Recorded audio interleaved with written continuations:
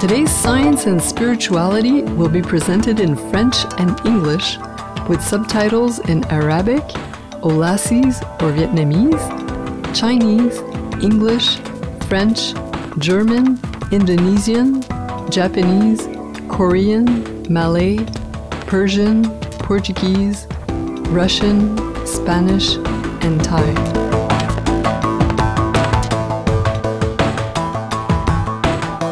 Téléspectateurs avides d'informations, aujourd'hui à l'émission Sciences et Spiritualité, nous présentons une entrevue avec la cinéaste, écrivaine et professeure de cinéma à l'Université de Montréal, au Canada, le Dr Isabelle Reynaud, au sujet de son film Mystical Brain ou Cerveau mystique. Lauréat 2008 du prix Gémeaux de l'Académie canadienne du cinéma et de la télévision dans la catégorie du meilleur documentaire Science et nature.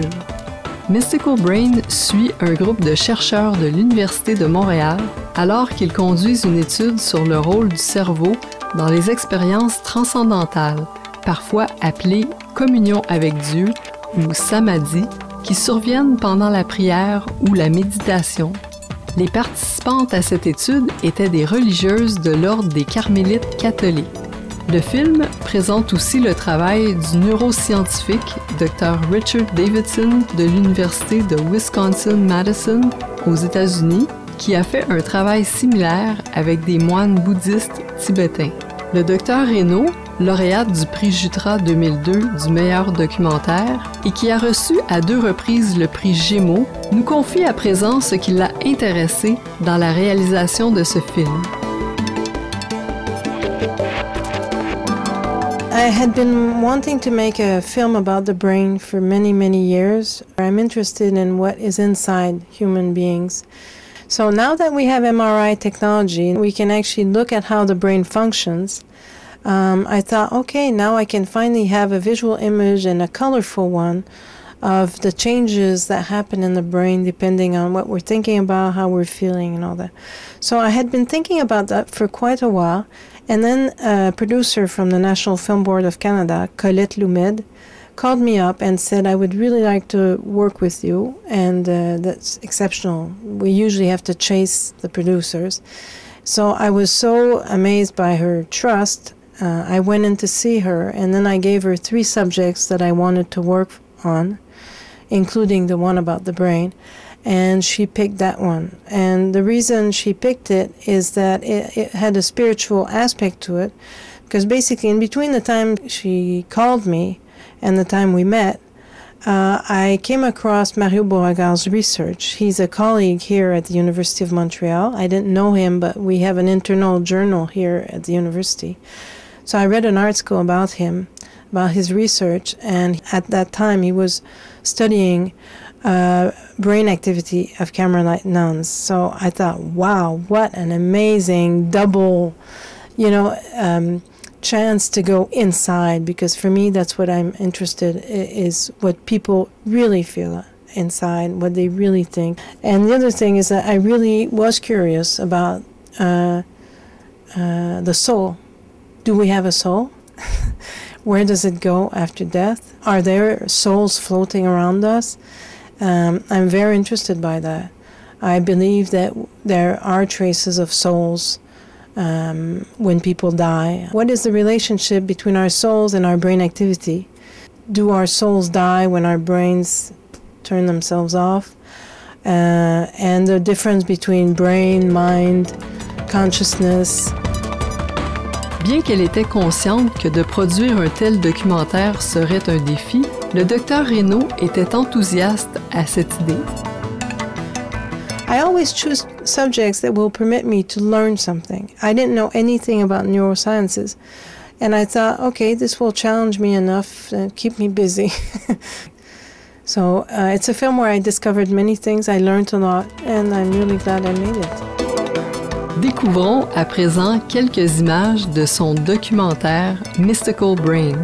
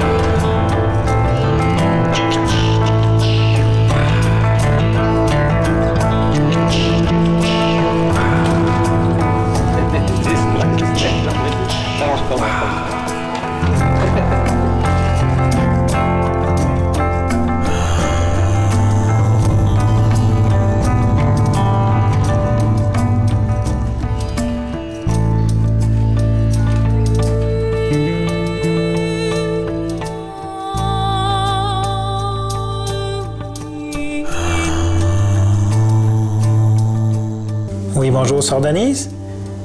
C'est extrêmement difficile de convaincre les carmélites, qui sont des sœurs cloîtrées, de sortir de leur couvent pour venir participer à ce genre d'études-là. Dépendamment des carmélites, il y a des différences entre elles, mais à l'origine, elles ont ri un petit peu de notre naïveté en nous disant qu'il est évident qu'on n'était pas pour aller trouver Dieu dans le cerveau.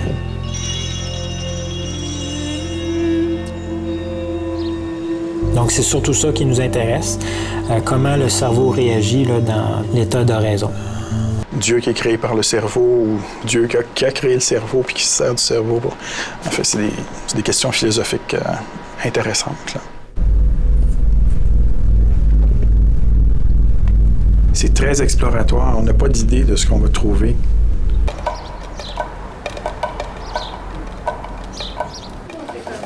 C'est où tu nous amènes, là?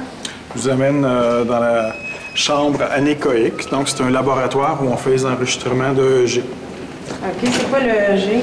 Le EEG, c'est une technique qui s'appelle l'électroencéphalographie qui permet de mesurer l'activité électrique du cerveau. Ça, c'est la pièce insonorisée, là. Oui, ici, c'est complètement isolé de champs électromagnétiques, complètement isolé acoustiquement. C'est un bel environnement pour avoir une expérience d'union avec Dieu. C'est très bien. Ça marche? Oui. Bonne chance. Merci.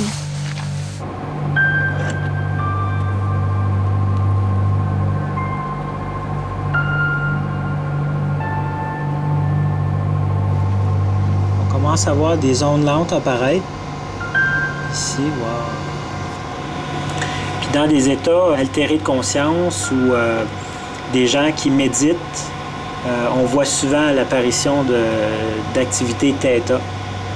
L'activité θ, c'est l'activité qui est associée au rêve. C'est une détente, mais il y a quelque chose qui se passe sur le plan cognitif. C'est pas évident de maintenir une grande concentration d'activité θ sur une longue durée. Ça prend tout un apprentissage pour faire ça.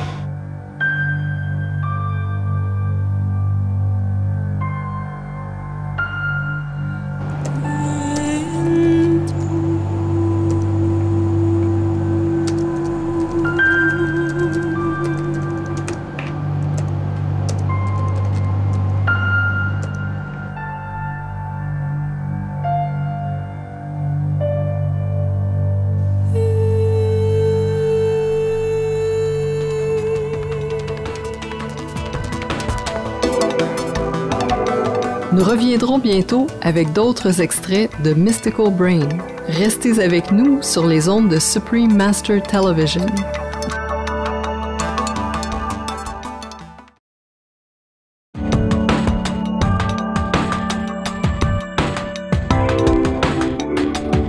De retour à l'émission Science et Spiritualité à Supreme Master Television. Notre sujet d'aujourd'hui est Mystical Brain, un documentaire de la cinéaste canadienne et professeure de cinéma à l'Université de Montréal, le Dr Isabelle Reynaud. Ce film examine la relation entre l'expérience spirituelle et le cerveau. Nous allons poursuivre avec d'autres extraits de Mystical Brain.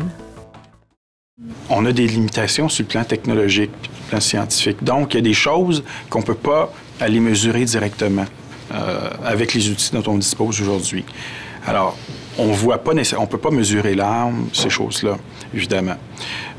Puis, il n'est pas certain que l'âme, de toute façon, ça ait un poids, que ça occupe un volume dans l'espace. So usually we believe soul or self is here in the heart, in the center of heart. Now seems whether soul can be identified or not, seems the soul is here, not here.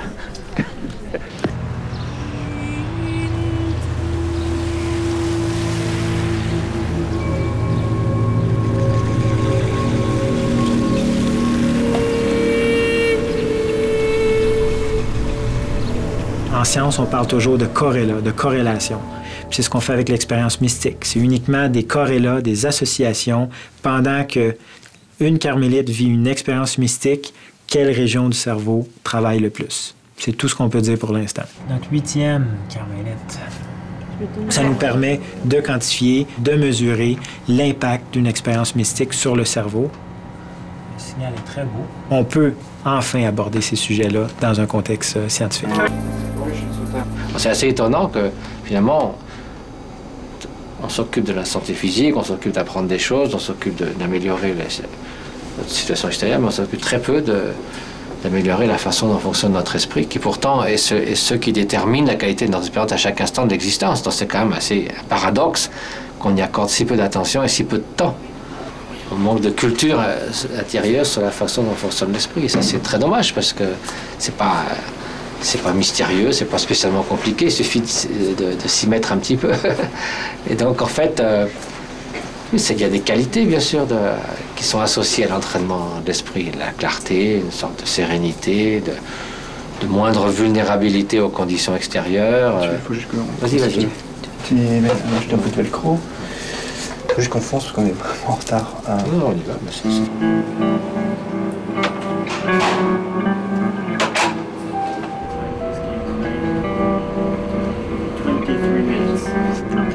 That's okay? Yes, that's good. Good. Would you like to come with me? Okay.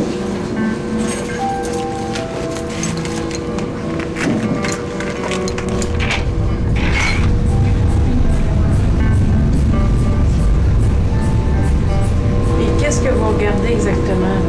On va regarder finalement les régions qui sont activées durant la condition dite mystique, puis on la compare avec la condition dite humaine, comme pour l'étude avec le EEG finalement. En fait, la difficulté de cette étude-là, c'est que l'appareil à résonance magnétique fonctionnelle fait beaucoup de bruit. L'appareil génère quelque chose comme 120 décibels, presque c'est l'équivalent d'un jet là, qui passe une piste d'avion. Sauf qu'avec les techniques qu'on utilise, on est capable d'arriver à réduire ça pour que ça devienne très, très tolérable finalement.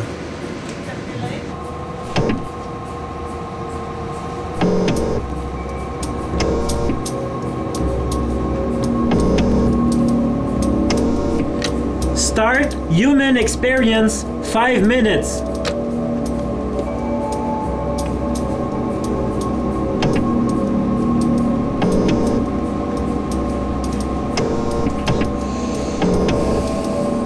Tout semble bien aller. On n'a pas pesé sur la poire. Elle parle pas. Tout semble être correct. Reste à voir si elle a été capable d'entrer dans l'expérience sans être distrait par le bruit. Ça, c'est ce qu'on va voir après. Ça s'est bien passé. C'est une expérience qui est moins intense sur le plan subjectif, mais était quand même capable d'être en union avec Dieu. Puis de... Dans son entrevue, le Dr Reynaud a bien voulu nous donner un aperçu captivant de la réalisation du film.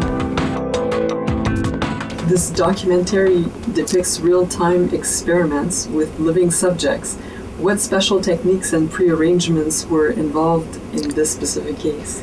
That's an excellent question. The fact that we were filming Buddhist monks in Wisconsin and in Montreal, Canada, Carmelite nuns, of course, the first problem we encountered was the fact that the nuns are cloistered and not all of them wanted to be filmed.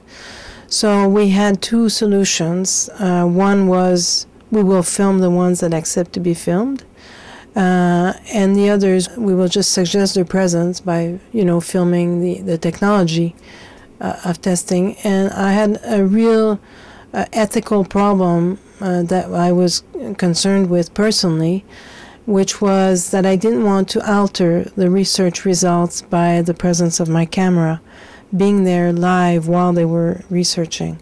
So we were very careful with both the teams in Canada and in Wisconsin to choose subjects that were willing but that could also feel that they wouldn't be intimidated by the apparatus.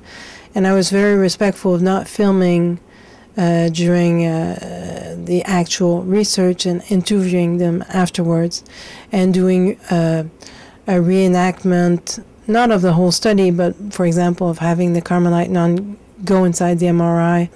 Actually, one of them I filmed right before she went in for real, but another one we just asked her to, walk into the room. Whereas with the Buddhist monks, with Mathieu Ricard, he was very, very comfortable with the camera probably because of all those years of meditation. He has no problem concentrating. And so I interviewed him while he was getting prepped, with the electrodes on his head and all that, and during the research as well. When they were taking the measurements, I walked out of the room, but I was there in between measurements and afterwards so that I could film the whole process of the research. It's really important to me. Nous saluons le Dr Isabelle Reynaud, de même que ceux qui ont participé à la réalisation de Mystical Brain, ou Cerveau mystique, un film qui explore de façon réfléchie la relation entre la science et la spiritualité. Lundi prochain, à notre émission, nous aurons la seconde et dernière partie de notre entrevue avec le Dr Reynaud et nous présenterons d'autres extraits de son documentaire. Pour plus de détails sur Mystical Brain ou pour le regarder en ligne, veuillez visiter le www.nfb.ca/film/mystical-brain. La version DVD de Mystical Brain est disponible au www.amazon.com.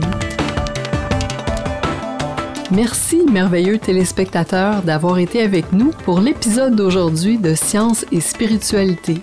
À venir, paroles de sagesse, après nouvelles d'exception. Puissiez-vous jouir de la paix éternelle de l'esprit. Thank you, wonderful viewers, for your company on today's episode of Science and Spirituality. Coming up next is Words of Wisdom after Noteworthy News.